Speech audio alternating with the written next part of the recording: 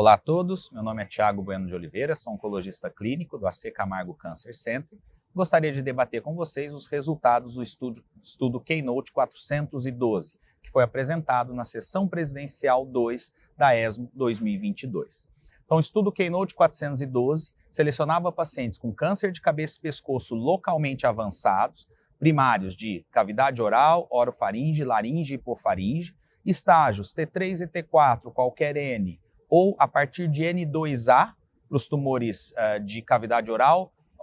laringe, hipofaringe, orofaringe P16 negativo e apenas tumores T4 ou N3 P16 positivos de orofaringe, ou seja, tentando selecionar uma população de mais alto risco, que foram randomizados, então, para tratamento com quimio e radioterapia baseada em cisplatina, 100 mg metro quadrado a cada 3 semanas por 3 ciclos concomitante à radioterapia, combinado ou não a imunoterapia com pembrolizumab. O pembrolizumab era oferecido junto com a cisplatina, ou seja, em ciclos a cada 3 semanas por 3 ciclos concomitante à radioterapia e posteriormente por 14 ciclos adjuvantes ou de consolidação após o término da quimio e radioterapia, em comparação com o mesmo esquema com placebo no braço controle.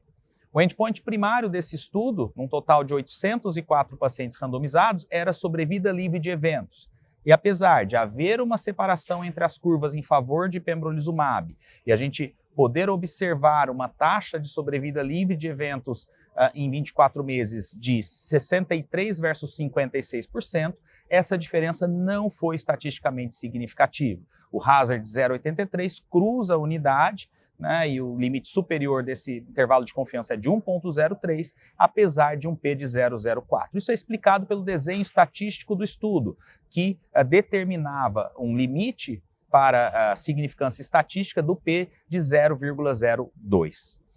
Quando a gente avalia os resultados e análises de subgrupos, há algumas sugestões de que há um benefício da adição de pembrolizumab nos pacientes PDL1 CPS positivos, pacientes P16 negativos, com estágio 4 em comparação ao estágio 3 e tumores primários da hipofaringe, por exemplo, sugerindo que talvez pacientes de pior prognóstico, doença mais avançada e PDL1 CPS positivos possam potencialmente ter um benefício dessa estratégia. Quando a gente avalia a sobrevida global, não houve também diferença significativa para os pacientes que fizeram pembrolizumab ou placebo, e mesmo quando a gente avalia uma análise pré-especificada de pacientes PDL1 CPS acima de 1 ou PDL1 CPS acima de 20, embora novamente a gente consiga ver uma separação entre as curvas, principalmente para a sobrevida livre de eventos, mais uma vez não houve diferença significativa em favor do pembrolizumab, seja em sobrevida livre de eventos, seja em sobrevida global. Do ponto de vista de toxicidade, não há nenhuma toxicidade inesperada e, infelizmente, esse foi um estudo negativo, né? Frustrou um pouco das nossas expectativas. Entretanto, ele se soma a alguns outros estudos utilizando a mesma estratégia de quimio-radioterapia concomitante, a imunoterapia com imunoterapia adjuvante, por exemplo, o Javelin Head and Neck 100 com avelumab, basicamente o mesmo desenho, que também foi um estudo negativo, além de outros estudos, como o PemBRO-RED ou REACH Trial, todos utilizando essa estratégia de concomitância da imunoterapia com a radioterapia, com ou sem o componente adjuvante, sendo eles todos negativos. A gente tem alguns insights de outros estudos sugerindo que esse uso concomitante possa ser prejudicial em pacientes com câncer de cabeça e pescoço, talvez pela linfopenia que a quimio-radioterapia induz em muitos desses pacientes, ou pela irradiação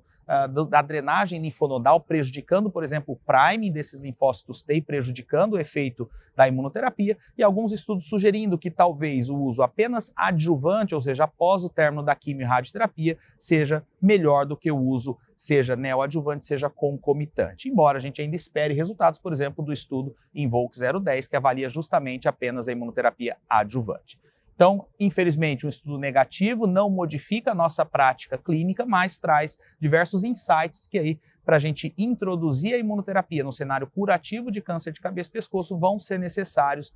bastante estudos relacionados a biomarcadores preditores de resposta a esse tratamento. Muito obrigado.